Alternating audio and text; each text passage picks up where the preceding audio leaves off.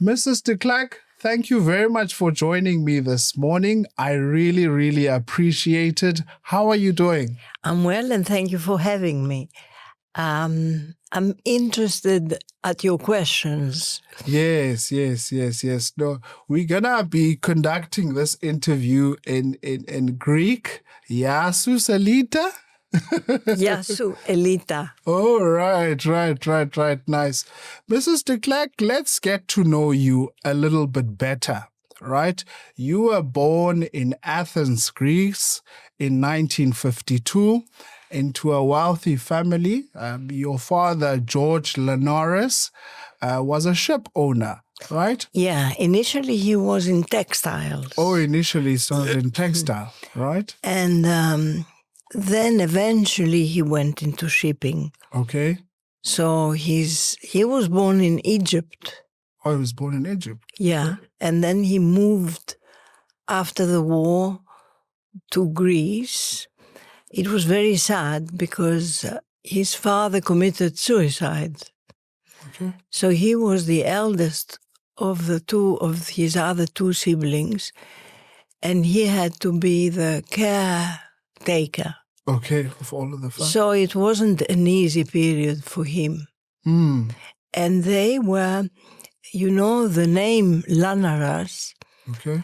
it's Lana in Italian, it's the wool. Okay, the wool, right? Yeah. And the name comes from there because they were doing, for one time they were supplying the army with the army material. The costumes, right. Interesting. And so they owned factories, textile factories. Yes. Did they retail as well? No, I don't think so. Just producing the material. The material. And you grew up in the lofty suburb of Kolonaki, right? Have you been? In Athens. No, I haven't been. I read some of your book, right? How was it like growing up in Kolonaki? There's nothing much to say. Yeah. That's what you know. That's what you know. You can't compare with other things. Yes. But what's interesting, that now where I am in my life and having just moved, I have found my diaries. Oh, okay. And I always had melancholic tensions. Oh. So I now discover that all my life I had sort of a dark mental, fragile state. Is it? Sort of depression, you would say? Yes. Growing up? Did this start? Growing up, because I read it. So when there's something missing in your life, you search. And in my case, it was purpose. Purpose, yeah. And I think that's how I connected with FW. Because he had a purpose, and I was enriched by what he was doing spiritually. By that specific purpose. We'll get to that as well. But obviously, I just want to take you back in history as well. There were some events that happened in Greece during World War II. Obviously, the occupation with the Italians, and after that, the Germans, and World War II ends, and then you had the Civil War. The Civil War. Between the communists and the pro-monarchy allies.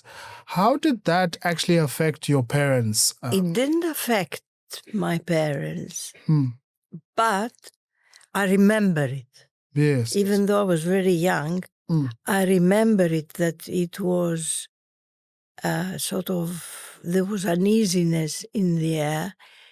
And in a way, you can say it affected me because my father was a well-known person, and they played they tried to punish him through me. And I'll explain to you in what. I must have been 14 when I had mumps. Okay. So I was absent from the school for some period. They allowed me to give the final. In Greece, it's the last exams in June. Yes, yes. And then when I gave them, they said to me, they're not valid. You have to start all over again in September. Okay. Then when I gave in September, they said to me, they were valid the June. So it was like trying to hurt indirectly my father. Oh, okay. You know? Okay. So they were actually, trying to punish you for your... Not me, but upset my father, maybe for what he was standing for. I don't know. At that specific time. Yeah. Can you remember the events, during the Civil War and what actually was... Because I wasn't born. Yes, you weren't born at that... Yeah. Yeah, at that... So what I remember, the leftover of the Civil War, Yes. is I was very young. So I could see, in the streets, soldiers and this like this. That's my recollection. Yes. And I can imagine both your parents, George and Helen, had to rebuild their enterprises after World War II? The rebuilding of... Yeah, not so much my mother because she wasn't working, but my father. And that was through the textile manufacturing. Okay, all right. Did you visit the factory sometimes? Very much. Right. I enjoyed it immensely. Okay. First, there was a dog there. Oh, okay. And I wasn't allowed for a dog. Oh. And then I could cycle. Oh, you could cycle to the factory? In the factory. Okay. Inside compounds. In the compounds of the... So I loved it. You enjoyed it? Yes. Right. No, that's interesting. And how did your dad move from textile into shipping? Your family? It wasn't just shipping directly. The family was doing sort of engineering work, and his brother was part of it. They were building roads. Okay. And then my father, but I can't remember how it became, but my father he was quite active in amongst the Ship Owners Association and the National Bank of Greece and, Was he the chairman of the Ship Owners Association? He was for a while. Okay. But that's a sort of a more titled... Oh, a titled one. Yeah. Okay. And in your home, did you have politicians coming to visit, monarchies? No. I didn't have a happy childhood. Visit? How so? Yeah, because my parents quarreled a lot. Oh, they quarreled a lot? Yes. And my parents, we didn't have a good atmosphere. I wasn't given the unconditional love that I needed as a child. And maybe that also brought the depression. The depression. Was it because your father was preoccupied mostly with business, I can imagine, and then your mom... I'm sorry to say, but my father was a philanderer. Okay. So that was the reason. What do you mean by philander? Philanderer. Oh, Finlander. Okay, all right. So that was the reason. And how was your relationship between you and your mom? She was forever unhappy. Okay. I remember when I grew up and I could talk to her more and make sense. Yes. I used to say, you have a problem. That's your husband being what he is. But you have two wonderful daughters. Yes. You could put the accent there. But she couldn't. She couldn't. Was she aloof? What type of... No, she was very engrossed in her own problem. Oh, okay. So as much as there was this wealth, but obviously... Oh, wealth from the one side, poverty on the emotional side. On the emotional side. Right. Interesting. And would you say wealth is the root of happiness? No way. No way. Emotional fulfillment is the root of happiness.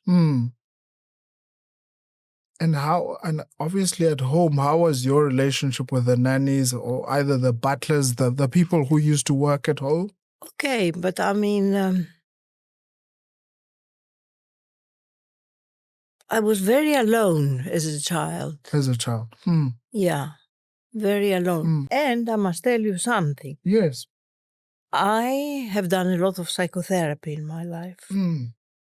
And I realized that most of us carry childhood traumas, which, if we don't tackle them, they affect our body. And we get autoimmune diseases. We get diseases that we don't know come from the trauma.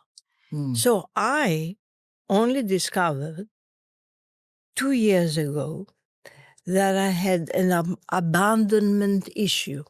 Can you believe it? 2 years ago. 2 years ago. Right. And then being aware of this abandonment issue, you have to look after yourself that has been abandoned. Because in you, there's a lot of roles. There's the child, there's the grown-up. So you have to look after yourself. So I must say it was... Did you have abandonment issues in your life? Maybe you don't know them. Yes, maybe I wouldn't know them, but I was growing up, I was very close with my mother, and obviously my dad was working in Utenake while me and mom and my aunt were staying in Adelaide. But obviously we used to see him on weekends and also holidays because he was working in Utenake. Yeah, but I still need to think about it. And what was your self-coping mechanism as a child to this trauma? I was daydreaming quite a lot. I was reading a lot. Reading a lot? Yes, I was reading a lot. I was brought up with French. Okay. In a French way? Okay. Because I had a French nanny. Oh, okay, I see. So for Greeks at the time, the first language they learned was French. Oh, okay. Not English. Okay, I see. And I was seeking mother figures, intellectual and spiritual mother figures, because I love to talk and explore relationships and try to find what life is all about. Yes. You know? So I think that was the way I dealt. Then I met my former husband when I was 15. When you were 15 years old, is it a normal thing, Mrs. de Klerk, if you are in a prominent family, in a Greek prominent family? A little bit, yes. To have an arrangement? It wasn't arranged. Oh, it wasn't fully arranged. Okay. But I could sense that they were bringing me candidates. Oh, okay. Yeah. So I thought, So I met him when I was 15 in Portugal. Oh, in Portugal. Yeah. Right. He was Greek origin, born in Uganda. Oh, he was born in Uganda. Okay. Yeah. So then I started daydreaming about him. You see, I wasn't streetwise at all. At all. I can imagine. Yes. Because you were growing up, Yeah. in this... So that's why, in a way, it was like an escape from my parents to get married to him. come to think of it. And was it your parents that actually arranged the meeting, or it was an event? It just happened. It just happened, right? And then obviously, when did you guys get married? You met when you were 15, and when I was 19. Oh, when you were 19. Just 19. Right. And he was an entrepreneur, right? He was in shipping. Oh, in shipping as well. And he lived in London. Okay. And the surname Georgiadis. Georgiadis. Okay, in London. So when you got married, you had to move to London. I moved to London. Right. And I was extremely homesick. I can imagine. And how was the language and making friends there? You know, again, there must be instinctively a surviving mechanism in me, because my life then was dinners were with business people. Okay. And I thought, at the age of 20, what do you talk with these people? So I found a lady, New Zealander. Okay. So I can improve my English. Okay. But I started playing a game. A game, right? I'll explain to you. If we were to meet German, let's say, bankers. Okay, yeah, right. I learned everything about Germany. Oh, everything about Germany. Yeah. Right. So I could converse what I got to know. Okay. So but it was like a game for me, come to think of it. And did you have also a relationship with the Prime Minister as well, Margaret Thatcher at that time? Oh, that came later. Oh, that came later. That came later. Right. That came later. My former husband was a person, very nice man, but in his own world, and I was in my own world. But he liked powerful people. Oh, he liked powerful people. Yes. Okay. As an alpha male. Yeah. Whereas I don't care what you are, as long as I like your heart. So I was surrounded by powerful people, but that didn't impress me, because unless we had a connection, that was for me important. Unless I found the inner man in you. And that's why I made long-lasting friendships. Because on a superficial level, you can't make long-lasting friendships. But how difficult was it to get through these powerful people, like to actually see their hearts? But that was my... There's the layers of... I know, but that was... pretense and business. A game. I'm sure you, in your business, you are doing this. You're trying to remove the layers of the onion. Yes. Am I right? Yes. One at a time. Exactly. And you start crying. Yeah. So, I mean, you want to see what's behind me. And everybody, if you start questioning and they start trusting you, or, they'll open up. And that's how you formulated these relationships. Yeah, it's an interesting one. And your husband, he was born in Uganda, you say, right? Were they in the tobacco space? Now, what's the story? That's a very interesting story. His father was born in Smyrna, Eastern Asia. Okay, Eastern. And that was a beautiful cosmopolitan city. Okay. Primarily Greek. But then in 1923, the Turks burned Smyrna in its entirety. My word, the autumn, okay. And you must actually read the destruction of Smyrna. It was massive, right? Oh, and it was like a cosmopolitan place with all nationalities. And people were sort of fleeing by the sea.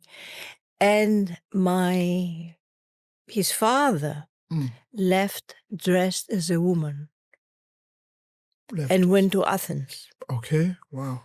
And then, penniless, he arrived in Uganda. Okay. And he started the East African Tobacco. Oh, in Uganda. And they used to export. Yeah. Okay, wow. So that's, from tragedies, triumphs arrive. Triumphs arrives.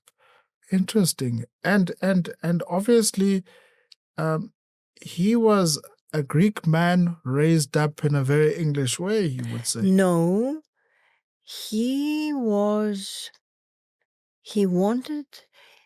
that I can't remember fully, but he wanted to get married.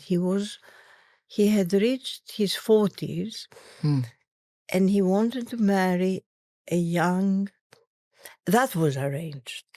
Well, that was arranged. For them. Oh, for them. For them. Oh, it was his second marriage with you. For whom are we talking now? Oh, okay, the father. All right. The father of it was okay. Yeah. All right, the father, right. And he wanted a certain young Greek, and he found her in Egypt.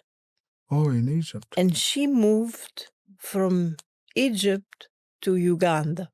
Okay. That's their story. Oh, okay, interesting. And then obviously your ex-husband Tony Georgiades, he had quite a whole lot of business interest in Africa. He started, yes, with the oil embargo. Okay, all right. The one that was in South Africa, right? Okay. And he was bringing oil into South Africa. Yeah. Interesting. Wow. and that was the main sort of trade that he had with South Africa at that time. Yes. Okay. Right. Interesting. And obviously with the golden questions, that's how you actually met President de Klerk. I met him in 1989, in June 1989, in London. Because he would have been the president-to-be. Okay. And again, for my then husband, he was an important person to know for his business. Yes. You see? So I can't say I was... immediate. No, yeah, no. And he was the party leader at that time in 1989. Yes, but it was June. Okay. And he became president in September. After actually meeting you guys. Yeah, and when I met him, for me it was the best thing in my life because I met an authentic human being. So there wasn't those layers with him when you met him? Of course, initially, but I went through quickly with them. He was, and also I saw him very unsophisticated. Okay. At the time when you first met him. But he impressed me immensely because this man was there to save his country. That's what he was saying. And he was already, when you first met him, was he already talking about that he would reform, or was he quiet about that? No, he was saying it because, I'm very upset at times that FW is not seen for what he truly was in this country. Because to start with, the metamorphosis that had happened in him was way longer than the public realized it. Okay.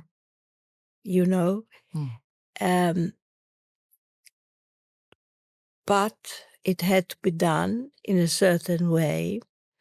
And he had, what's the point of leading a group and be left alone, and the group alone. stays behind. Yes. So he, of course, at that dinner, he was saying his plans.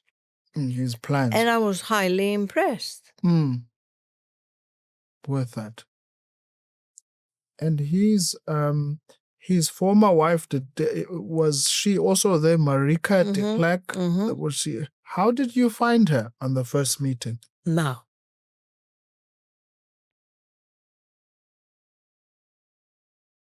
I remember I said to her, always behind a successful man is a tired woman. And she snapped at me. And she snapped. Yeah. But I didn't take it personally. And then I saw over the years her similarities with my mother. Oh, okay.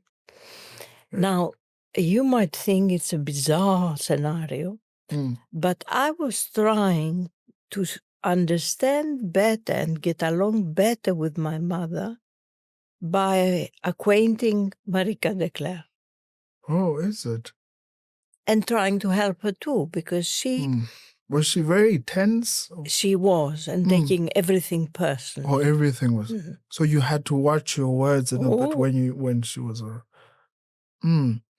But then again, yes, you must understand the background of a person. You know? Yeah. I can imagine the responsibility at that time. She was probably adjusting to that, right? Also, always just an advice I'm giving you as your elder. Yes, as my friend. As your friend. And elder, yes.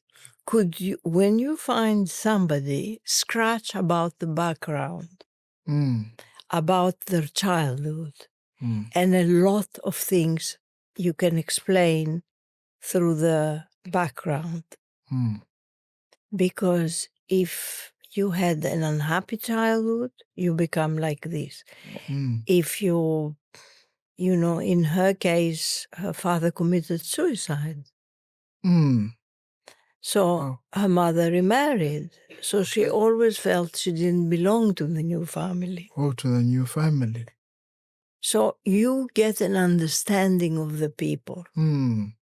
I see. It's always good to scratch the background. Scratch. But sometimes there's always a lot of trauma, when sometimes you... Always there's trauma. Always. Do you think everyone carries trauma, Mrs. Yes. de Klerk? And that's why I'm so close to my project on reconciliation, because South Africans carry a trauma. A lot of it. Yeah, you're quite right. And with obviously now, he was party leader when you met him in 1989, and then succeeded P.W. Botha as president. But how was the relationship between P.W. Botha and F.W. de Klerk? It wasn't good. It wasn't good, right? No, it wasn't good. Because I think P.W. also didn't like F.W. Okay. Because he wasn't part of the cliques. Oh, the clique in the cabinet. Okay. All right. So he preferred another candidate to succeed him. Yeah, FW. he wanted his man. Oh, okay. All right. And obviously he didn't want to resign. He had a stroke, right? He was forced. He was forced to. Yeah. Right. It's an interesting one. But obviously he then becomes president. But how close then do you become to him when he is in? Because obviously they won the election in September, right? And then he becomes, the president. Okay. Yeah. Again, because of my then husband's desire to facilitate his business, knowing powerful men, Okay. he cultivated the relationship between the two couples. Oh, okay. Right. You understand me? In a way to his detriment. Because what was happening, yes, the more we were getting to know each other, FW and I, Mm. the more we didn't fall in love immediately, but we had Yeah. an immense connection. The connection was there. You see? So, but he was on his path. At that specific. I'm talking about my former husband. Your former husband. Was your former husband, was he mostly busy with facilitating business deals? Also. And was he ever home sometimes, most of the time? No, he was, but on the phone. On the phone every time. Did you feel neglected with that?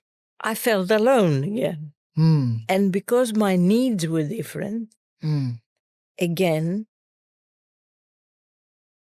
he couldn't understand that I have these philosophical questions. That's okay. When you tried to open up to him. Yeah, when I was saying, but is this important? Why? When I had philosophical conversations with him, he couldn't. It was always about business and the bottom line to him. But at the end of the day, that's revenues coming to the family and more power, I guess. Yeah. But it doesn't exclude to bring what's the meaning of life to your everyday life. Yeah. The purpose, you said. The purpose. And obviously there was quite a whole lot of... did you guys go out for holiday with FW and the couple? We did go, yes. Okay. Yeah, a lot was organized. Okay. To enhance this friendship. This friendship, right? Yes, from the business side, my former husband wanted it. But it gave us opportunities to get to know each other more. To get to know each other a bit better. And what did you, Mrs. de Klerk, what did you think about the policy of apartheid at that time? Looking at it from outside, an outsider. I didn't know much, to be honest with you. Yes. And then I watched a film. Was it Cry, My Beloved Country? Yes. It broke my heart because from where I come, there's no color. In Greece, there's no color. There's no racial... And I couldn't believe all these rules and all these suppression, and it broke my heart. And when you conversated with him at that time about it? Yeah, now that's very interesting. Of course I did, and of course I probed. But FW was not a racist. He was born in a political family, and early on in his life, he realized the system was not the right system. But it's not so easy to move from A to B. Something that you were raised up with, I guess. Yeah, and start questioning, but you're telling me this is a bottle of water. Is it a bottle of water? That paradigm shift. Yeah. And slowly, even from his university times, he started leading groups on, for transformation. At that specific time. Yeah. I heard he even invited Luthuli to speak. How do you know that? At his university. At the university. Yes. They declined. Yes. He did. So would you say he was a conservative verlichter? I know these terms. His brother was more sort of, how can I put it, more aware of what he was, his brother. Okay. FW was, I would say, in a way, suppressed.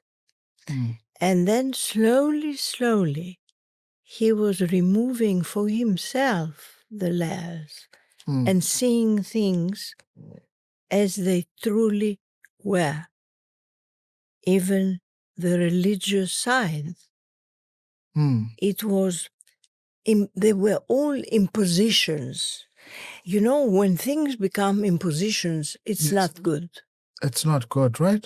If you have to pray at night because it's an imposition,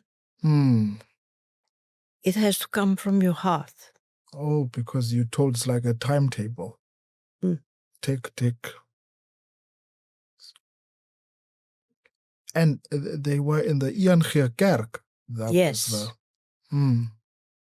And God in the Doper Church is a very strict God. It's a very strict God, so it have to be conservative. But obviously, his family, just to touch on his family, his father was minister as well. Yes. And what I found out is that Prime Minister Straydom actually married FW de Klerk's aunt. Yeah. And that's how the whole political... Exactly. Yeah. Would you say it's nepotism? No, I wouldn't call it nepotism. Right. It was a very political, engaged family. They were highly... just like the Bush and the Clintons. Yeah, but I wouldn't call it nepotism, no, because, you know, that was... politics, it was in their blood. And if you think... Maybe because they want to change. Yes. No, it's an interesting one. But I just want to go to the events because you were extremely close to him, especially even before he made the speech of releasing Nelson Mandela and also unbanning the liberation. Really, my closestness started after that speech. Oh, after that. Were you actually present in Parliament when he delivered it? No. Oh, okay. That was 1990. Oh, okay. I see. And then how was when you spoke to him about it, let's say after his political stint, how did he explain the events of this fundamental change to you? He always felt that financially the blacks and the white had become an omelette. Okay. And it's a very difficult way to unscramble an omelette. Oh, okay. So one needs to unite. But FW, I don't think he had the support that he needed. Within his party, you would say. They were actually reluctant for change. And obviously he had to sort of, because when he made these reforms, he then became unfavorable. Of course, he became unfavorable to the white community as well. Yeah, and don't forget, even though he is accused of being part of the Securocrats, he wasn't. So he wasn't part of the Securocratic no. At that specific time? No, I'd never. Because he wasn't a clique man. He never clicked with you against somebody else. Oh, he wasn't a cliquey figure. Right. And when, for example, he traveled overseas, how well known was he from the other countries like England and so on? Very well known. Succeeded P.W. Porter? He was... People hoped that there'll be a change and that he'll bring a change. And he delivered the change. He delivered, yeah. Meeting the leaders around the world, they believed in him. that reform will come. Yes. And I'm sure, obviously, with the fall of the Soviet Union, the Berlin Wall, the timing was right for that specific change, right? Interesting. And you had met President Gorbachev? After in our life together, I met all the Nobel Peace. We traveled a lot. Oh, okay, right. And he formed first the FW de Klerk Foundation here, which at the time he felt in South Africa with one party holding majority so much as the ANC, the only opposition that can be is the Constitution. The Constitution, okay. At the time. At that time, okay. So it was to protect, upkeep, safeguard, and promote the Constitution. That was the foundation. And then later on, he formed another foundation called Global Leadership Foundation, which he brought leaders worldwide, but with clean hands and small egos. Oh, okay. So they were a group of former presidents, or presidents, prime ministers, you name it. And they could, in a way, advise world areas that needed advice. Oh. Because at the end of the day, leaders in the world are quite lonely. Is it? Like powerful people, they're extremely lonely. They are lonely. They need somebody to advise them or talk to them without ulterior motives. So it's almost like when someone comes to you, they want something, or they want this business deal, or this, all of that. So this foundation is still going now. Helen Clark is the chairman, who used to be the Prime Minister of New Zealand. Oh, okay. She's the chairman of it. Yeah. Okay, all right.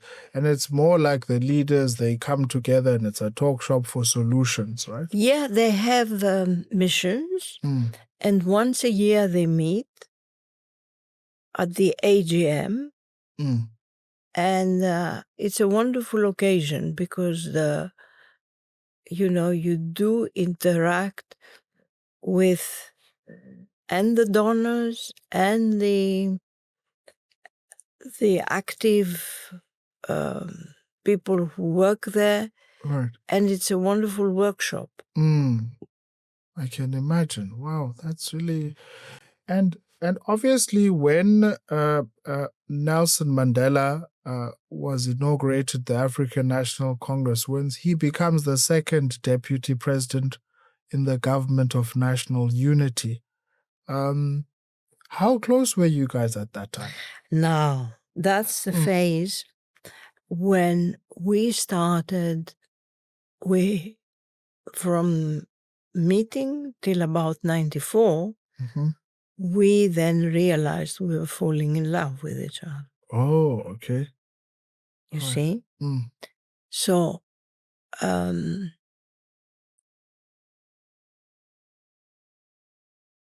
my husband went in 94 after Madiba was elected and said to him, I'm losing my wife to you. But he could have very well seen it happening before, but it didn't suit him. Oh, so you could see it happen.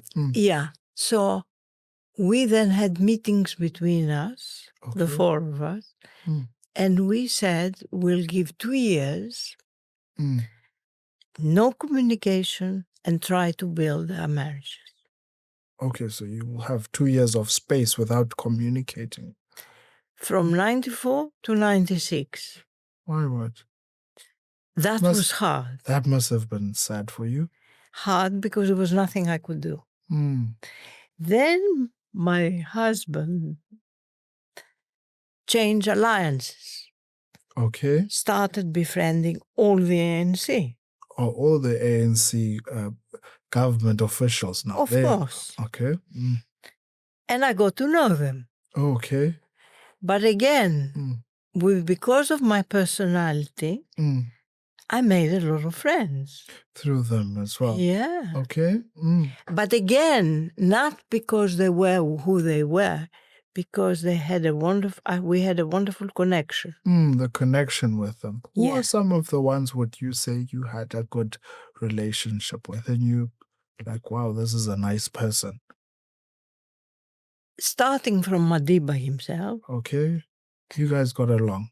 Yes. Zanelle Mbeki and I became friends. All right. Okay. First. And her good friend is a Greek lady in Zaire. Oh, okay. In Zambia. Oh, in Zambia. Okay. Sorry, where they were. Then Maria Ramos. Okay. Okay. Maria Ramos. Okay. Trevor Manuel. Okay. Wow. Even Cyril Ramaphosa. Wow. Became friends. We went on holiday to Mauritius. Oh, to Mauritius together. Wow. And he was the Secretary General at that. Yeah. Wow. That's really nice. And let's come to that 2-year gap. I'm sure at that time, were you in England or you guys had already bought a house in Cape Town? No, we had a house. Let me think. We had a house in Cape Town. Okay, you already. Okay. Yeah. Right. Nice. And that gap must have been like agony for you. Right? It was very painful. Very painful. But it allowed me to name what I feel. To label my relationship. It wasn't a fling. Yes, there was a deep connection there, right? And did you write letters probably to him? Nothing. And how was your husband like? I'm sure he was a bit angry about it. It was like nothing happened. He didn't sit down with me and say, but explain to me. Oh my word. Because in a way, and it was suggested that we go for counseling. He came once and then never again. Never. He was very focused in his life. And his business empires and all of that. And then what happens afterwards? How do you then reunite with FW? And then obviously get married as well. Yeah. What happened, we had said between us, we won't communicate for 2 years and then try to forget each other. Okay.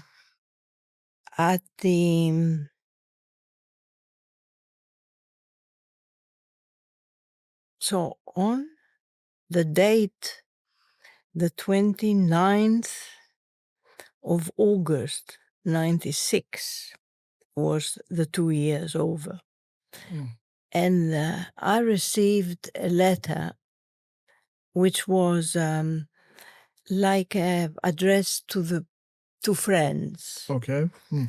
And in that letter, it said that my life is changing now and this. My telephone numbers are, Okay. So he was opening the door to me. To you, right. Now, I then found out that Marike had tore our name out of the list. Oh, okay. She didn't. Of course. Yeah. And he put it back.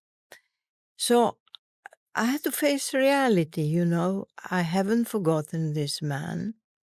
This man for me was a very important person because he made me feel a better person. He made me feel at home. So I thought, you know what? it's like I felt at the time that he was like a cancer. I wanted to give him. And you couldn't get rid of I it. couldn't. Have you ever had that experience? That is love. You've had it. Yes, yes. You see, only if you have had it, you can understand. So it took me 11 days to, now I had his phone. Yeah. So I called him. And you called him? And I said, he was waiting. Okay. And we decided we are going to meet to talk. And we met in November in Cape Town. Now, I had gone to Arizona before, and I was tackling what am I going to do with this relationship? What am I prepared to? Because you must understand, having an affair, it wasn't in my nature. So we met, and we both realized that we can't forget each other. So what's the solution? We can't be happy and bring unhappiness.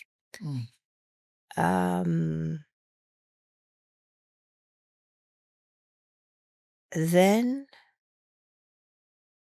that was now November.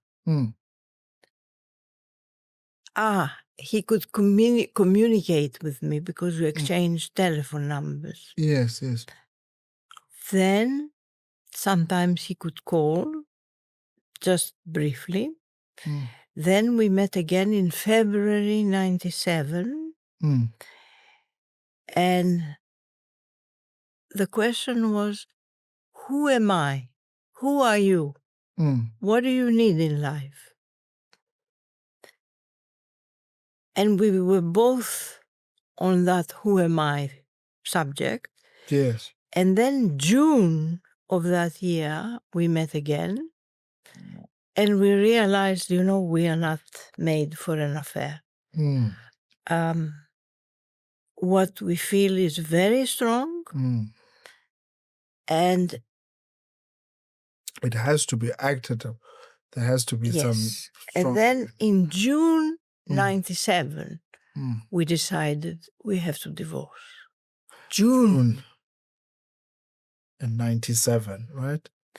So the explosions in the press started in January 98. Oh, in January 98. And who was the first one to approach? Were you the first one to divorce, or was he the first? No, we did it together because, I mean, it came more or less the same time. But I mean, don't forget, they knew about it. Oh, they knew about it. 2 years had gone by. They knew about it. So it's not like it came out suddenly. Suddenly, and then it took a process, So there was this process. There was this process that, in my case, my father didn't speak to me when he found out that I had an affair. My sister didn't speak to me. I had the whole world against me. I can imagine. Yeah. And your daughters, your... Now, that's strange. These 2 years saved me because they saw and my pain and my effort. And the effort as well. So I paid my dues. So my children had a better understanding. A better understanding. Because, they didn't see... I don't want to judge neither, but my former husband wasn't ready to tackle it. He wasn't ready to tackle it.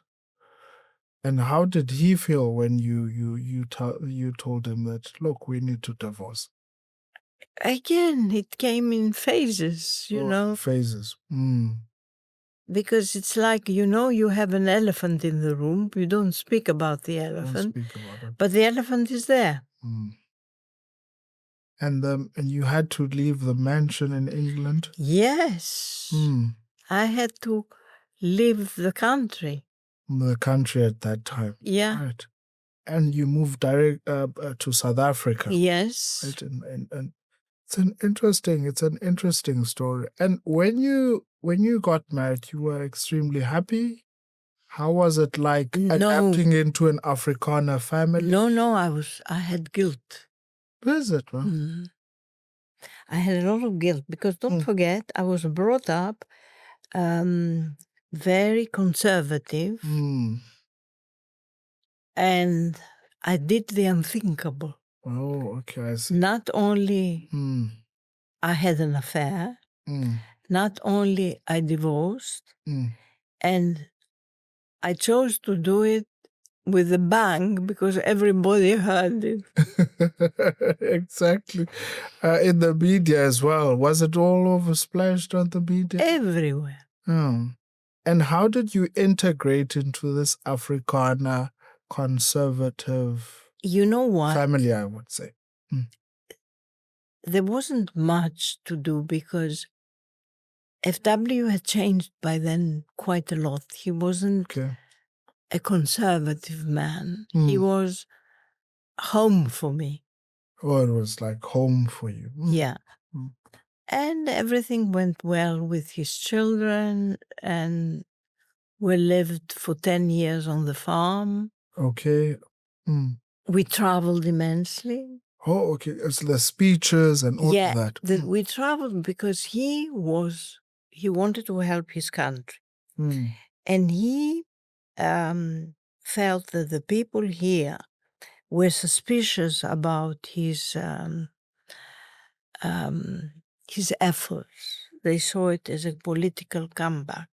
Oh, so they even saw the foundation as a threat. My word. So I pushed him then. I said, if you want to do that, go outside. Outside in other countries. Start whatever you do. You can help your country, but not in your country, from the outside. And obviously with the foundation, did you guys start it together at that time? We started it together.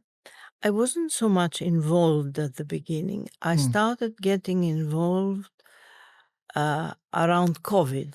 Or around the COVID period. Okay. Because I always felt that I want to get involved.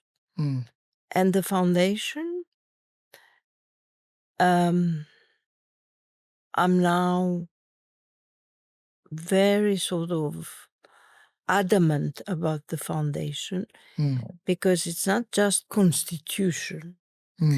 It's building bridges. Yes. It's so much to do with the people in South Africa. Like, I'll give you an example. I was so happy last year when the foundations called a meeting about this national dialogue.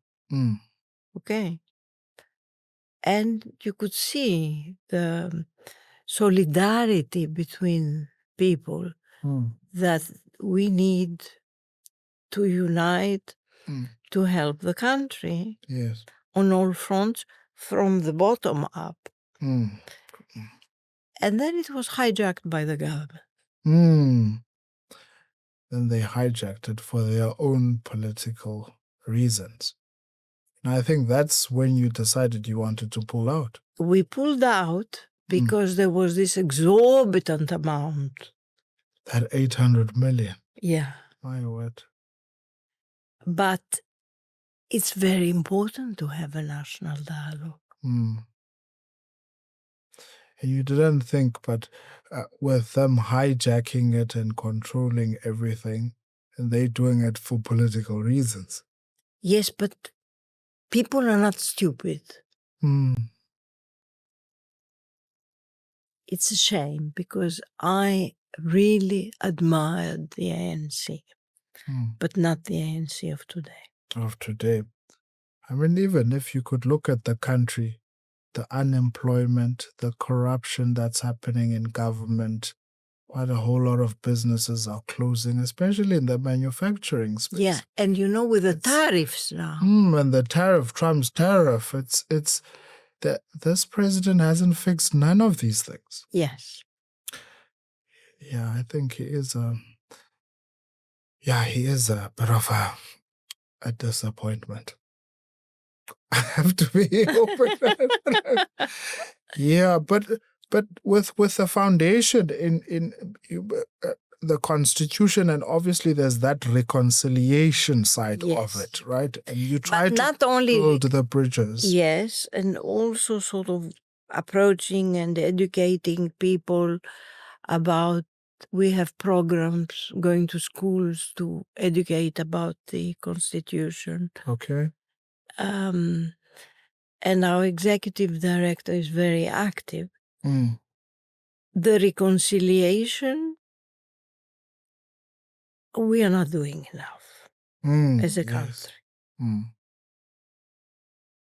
Because obviously you could see now we are a bit polarized in a way. And that's why I'm also bringing more people here to have a voice, so that we can build those bridges. Yeah. And, I, 4 years ago, I approached the Kalatas. Okay, the Kalatas, right? Yeah. Great dog. Yeah. And anyway, the reason I approached them was because they were bad-mouthing FW, who had just died. Okay. And I realized these people are immensely grieving. And they are not going through their grief. They need to, for me, the accusations and all that, because I was going through a grief. So I realized that if you don't go through your grief, there's no way out. You mean internally? Yes, you have to go in and then face it and come out. So I then approached them and I met Lucanio. Okay. Long story now. Friday, I'm having lunch with Nomonde. Okay, the sister. No, the daughter, the wife. Oh, okay, the wife. Nomonde. Fort Kalata's wife. Okay. Yeah. Right. And I did go to the memorial. In Craddock, right? Yes. Okay, well. But, I would never, and I'm looking forward to telling her again because she's going to be with her sister. I felt her. Her pain. No, this time I felt her close to me. Of course she was in pain, but I wasn't the... Yes, no, it's...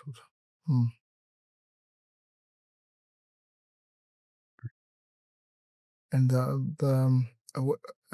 and obviously they had that memorial in Craddock, right? Yes, the fall. The Craddock fall. The Craddock fall. And how was it like, though, like conversating with her? No, we had, after 1921, we met in 1922. And that was, I met all the family then. Oh. Okay. And that was hard because they were very much against FW and they were convinced that FW was behind it. And it wasn't, because I did try to find minutes but in 1985, FW was Minister of Education and Internal Affairs. But FW was not, you know what? I want the inner FW to become known because he was a very correct human being to his detriment. To his detriment. Yes. And he was never would have done such a thing. So I would like to find a very good journalist and write a book, because now I have quite a lot of material. The material that is there.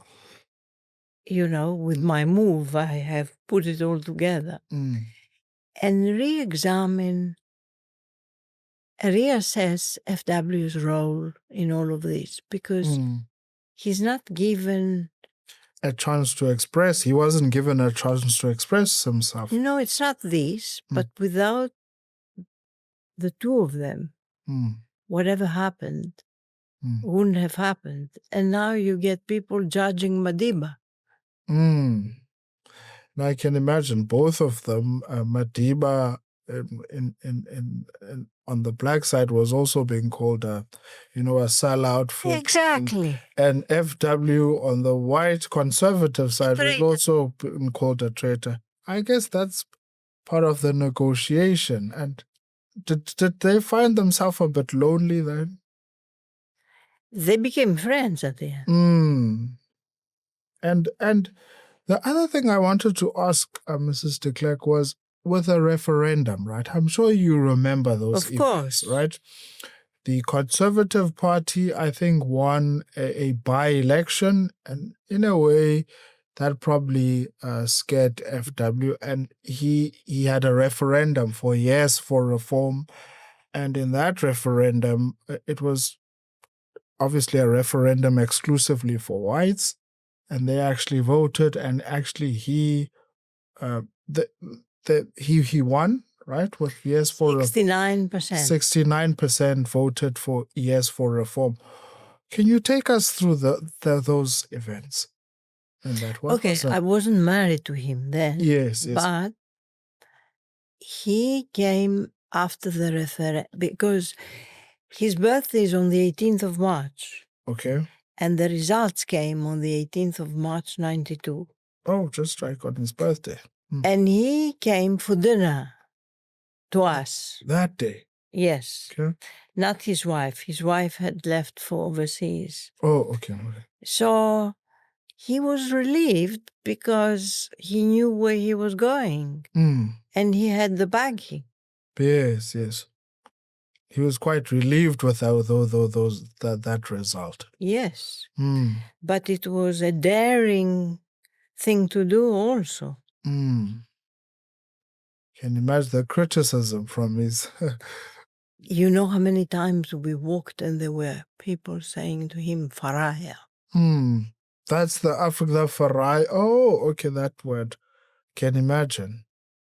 And obviously when he leaves politics, and because he left the government of national unity, and that's what we're seeing today with the DA being in the government of national unity, and also we can see the differences there. And there were also differences between the ANC and the National Party, and he ended up leaving in 1996, right?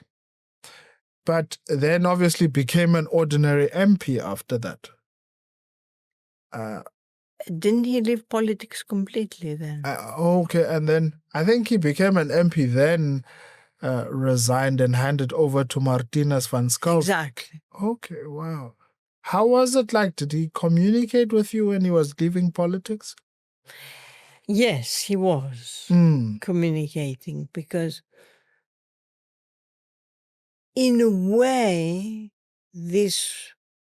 and he didn't do it because of that, but as long as he was in politics, we couldn't have had a future.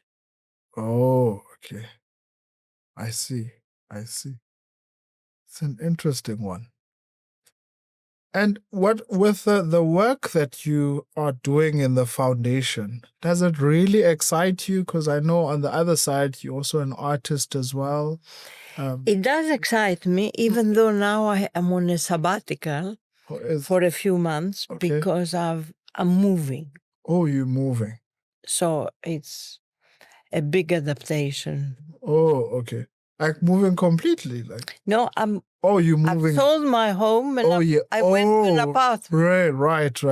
You've said, Yes. and I can imagine the adaptation with that. And your children, are they here to assist with them? No, they are in London. Now you will say to me, why didn't you move to London back? Because I've become South Africa. Yes, no, definitely. But do they come and visit you? And I go to them and play with your grandchildren as well? Yes. No, that's great. That's really great. Are you optimistic about South Africa, Mrs. de Klerk? I'm very heartbroken, to be honest with you, because nothing works. And I mean, now we try to look at the electricity prices, look at companies that need trains to take their products. Everything, it's like no-go area. Everything is not functional. I can totally agree with you. Yeah. And as you did, I'm sure, obviously you had a friendship with the president. I'm sure you are disappointed with his. I can't understand him because I know him for so many years. It's like he's lost. He's lost the touch. Yeah. Yeah, it is. I mean, everything is, I can't even name one thing that he has. I would say, look, this is what he stands for. This is what he has solved. It's, but was he ambitious when, at the time when you were friends, ambitious to be the president, would you say? No, let me tell you. Once we met at the British Airways lounge. This was now in the 2 years. It must have been 95.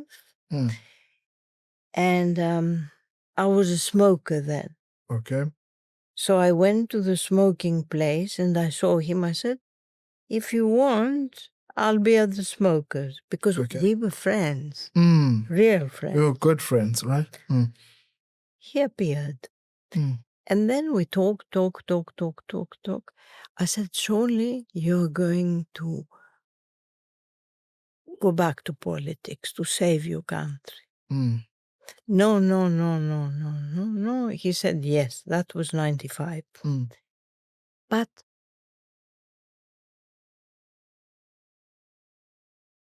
I don't know. Yeah. Look, now he's gotten that opportunity and look what he has done. But who is pulling the strings behind? Yeah, I think obviously it's his responsibility because he's president.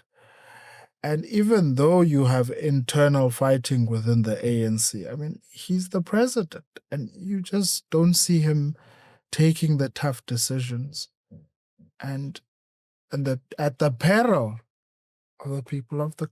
To start with, the people who were accused should have been incarcerated. Exactly. But nothing happened. Nothing happened. If I'm accused today, I'm moved from here to there. And he was actually campaigning on that we will put them to poke. Nothing has happened. Yeah. And look at the unemployment rate as well. Yes. And as you say, the electricity prices, factories are closing because they can't keep up the costs. I am terrified what these Trump tariffs will bring to this country. When I was in the Eastern Cape, I even saw in Utenake, Goodyear is closing down, 900 jobs down the drain. The others are also following. And you just don't see government being so active on that. It's a sad one. But what's our future? Yeah, the future. I'm still very optimistic about the future. But I do think there needs to, we do need a change in political leadership for our future to, to prosper. Because I think the problem is with the politics. Yes. That is where the problem is. And if people can't use democratic means to say, look, we voted you in power, you haven't performed, now it's time for another person. But I don't think South Africans are there yet. No. And who is the other person? There's quite a whole lot of them. Is there? I think they should just vote for alternatives. Even I think the alternatives are there. We have to move from the race politics into actually performative politics. I agree with you. And we are not there yet. And the more the economy dries up, the more the race also, the race politics. Yes. It's so sad for the people that they don't have work. And they are not motivated. There are no programs to. That's why I count, at the end of the day, civil society might save this country. It's it is a bit a sad situation. But what do you think? How should we improve? Because you had good relationships with President Bush the senior.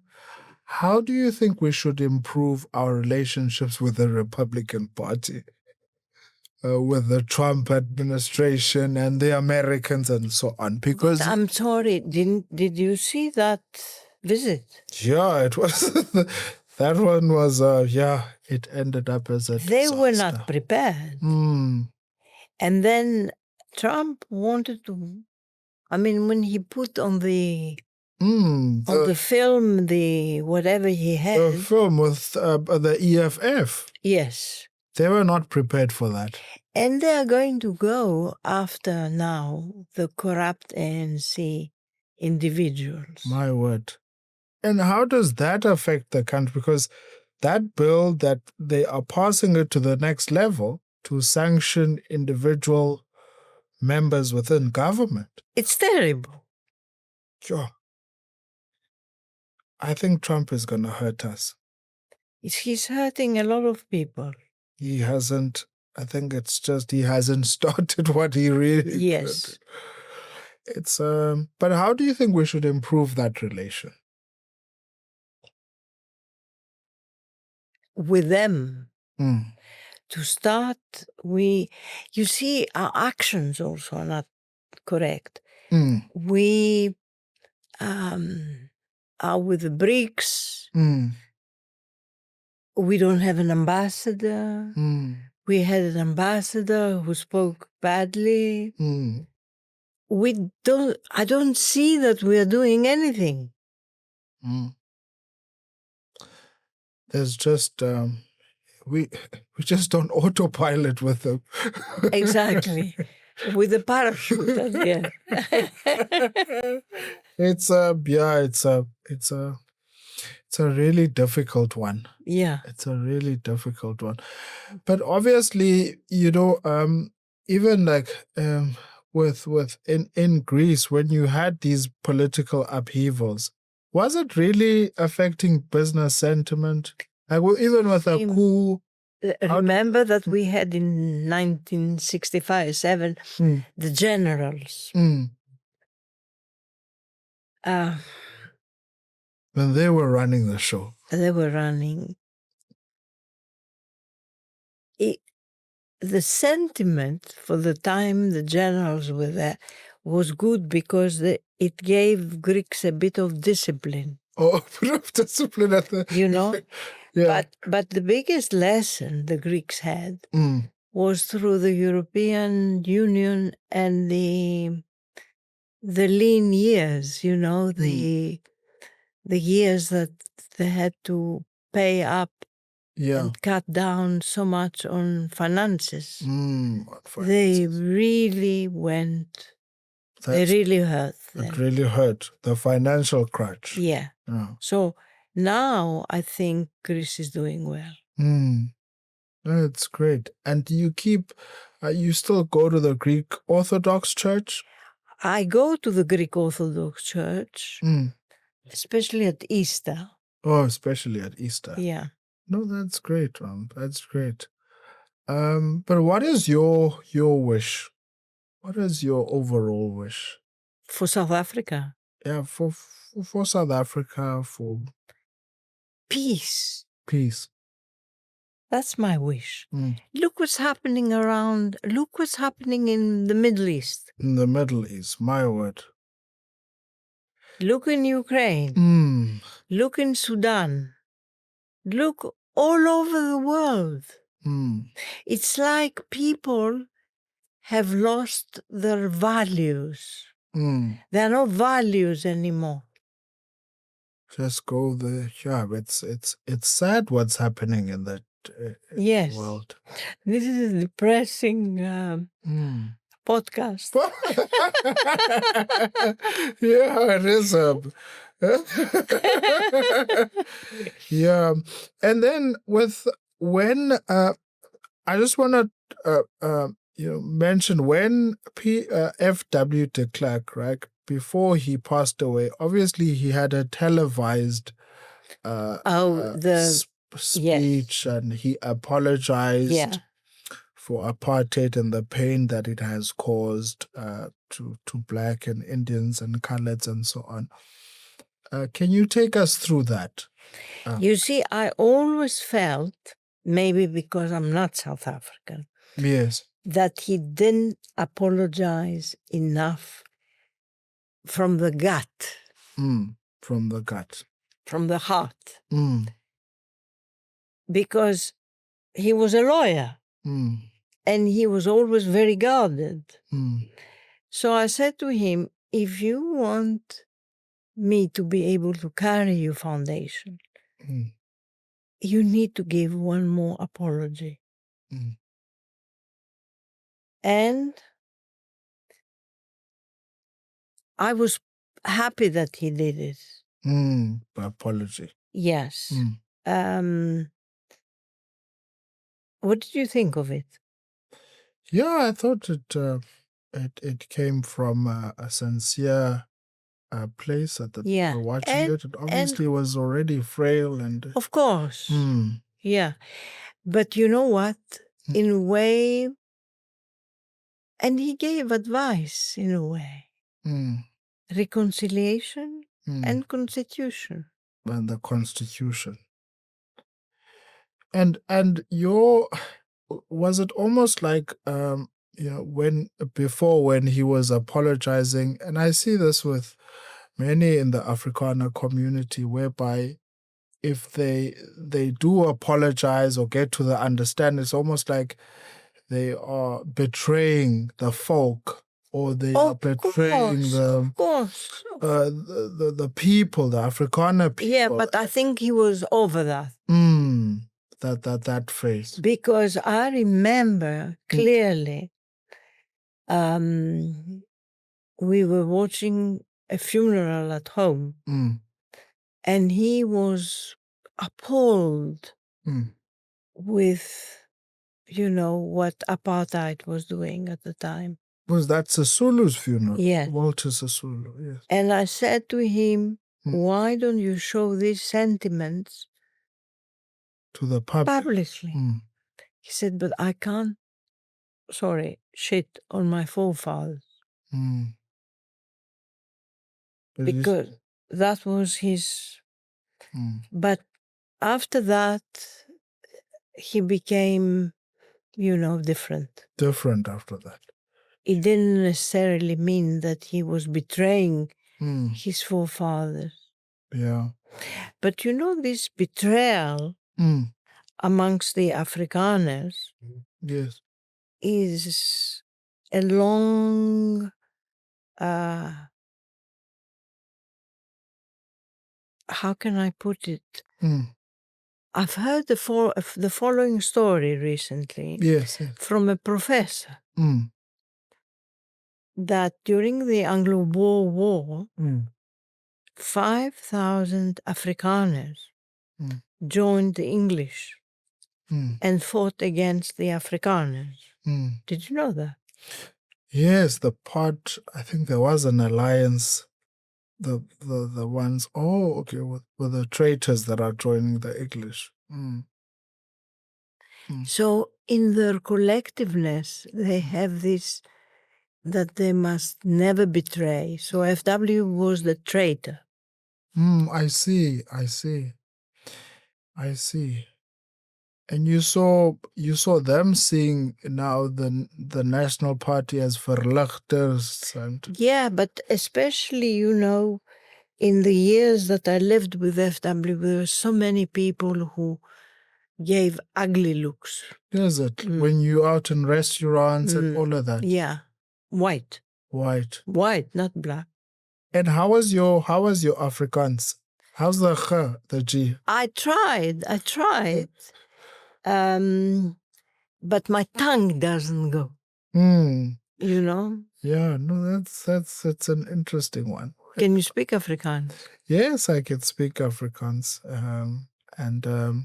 I went to an Afrikaner high school. Oh, yeah. Called Pieter Dief.